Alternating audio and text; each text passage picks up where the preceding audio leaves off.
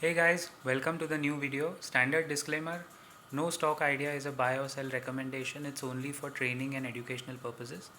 Guys, IT sector में काफ़ी हद तक सेलिंग प्रेशर है और आप देख ही रहे हो वो क्यों है. CLSA का डाउनग्रेड का रेटिंग आया है for TCS and HCL take.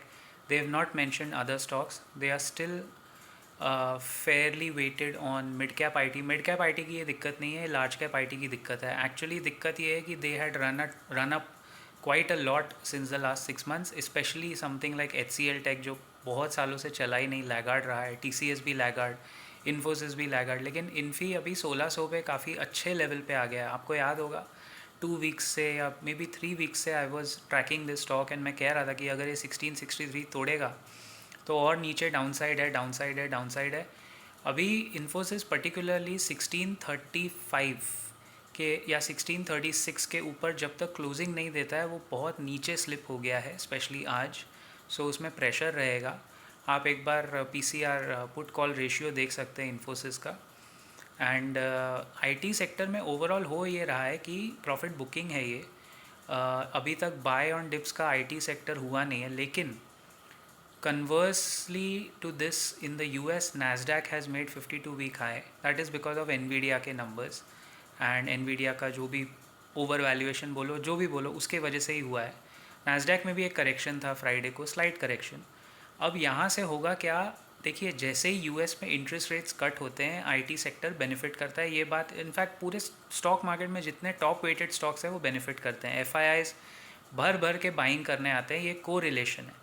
US election cycle में जाएगा, इंटरेस्ट रेट्स कट होंगे, इवेंचुअली IT में आप मान के चलो बाइंग वापस आएगी और यही टॉप क्वालिटी FII नेम्स में ही बाइंग आएगी. CLSA ने एक रिपोर्ट दी है लेकिन उसमें इन्फोसिस का नाम नहीं है. TCS had actually run up quite a lot, लेकिन अगर आप इन्फोसिस का ग्राफ देखेंगे तो वो 2020 के बुल रन में 2000 रुपीज़ तक गया था. उसके बाद वो एक्चुअली अंडर परफॉर्मर ही रहा है. लास्ट 3 साल में तो रैंक अंडर परफॉर्मर ही रहा है. Now the markets are taking this into account that this quarter results coming in April next month. IT will be under pressure because layoffs हो रहे हैं, बहुत सारे लोग नौकरियां जा रही है. बट एक्चुअली जब नौकरियां जाती है तो बुरी बात किसी की भी नहीं जानी चाहिए. लेकिन एक्चुअली स्पीकिंग ये जो होता है ना, ये IT के लिए कॉस्ट कटिंग मैकेनिज्म होता है, तो उससे उनका रेवेन्यू और नेट प्रॉफिट एक्चुअली बढ़ता ही है.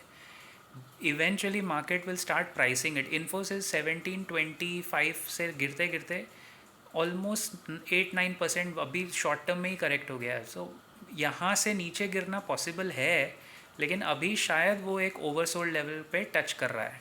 बट ओवरऑल IT पैक में मैं यही कहूँगा, स्टॉक स्पेसिफिक होने की ज़रूरत है. This is not a buy or sell recommendation, but if you are tracking this sector, थोड़ा वॉबली हो सकता है. एक क्वार्टर यानी अगले 1-2 महीने तक थोड़ा ऊपर नीचे होगा. स्टॉक स्पेसिफिक रहिए.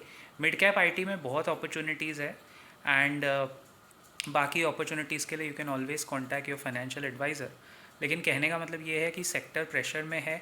द मोमेंट US फेड थोड़ा भी हिंट देता है मार्च या अप्रैल में, जब भी वो मिलेंगे, जब भी मई में होगा उनका, आई एम श्योर मार्च में एक मीटिंग ड्यू होगा, वहाँ से अगर रेट कट शुरू करते हैं या बात भी करते हैं ना, तो सबसे पहले यही स्टॉक भागेंगे. आप मार्क माई वर्ड्स अगेन, ये IT स्टॉक्स ही उस रैली को लीड करेंगे.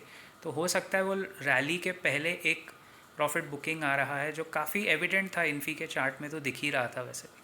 I will see you in the next video very soon. Keep profiting.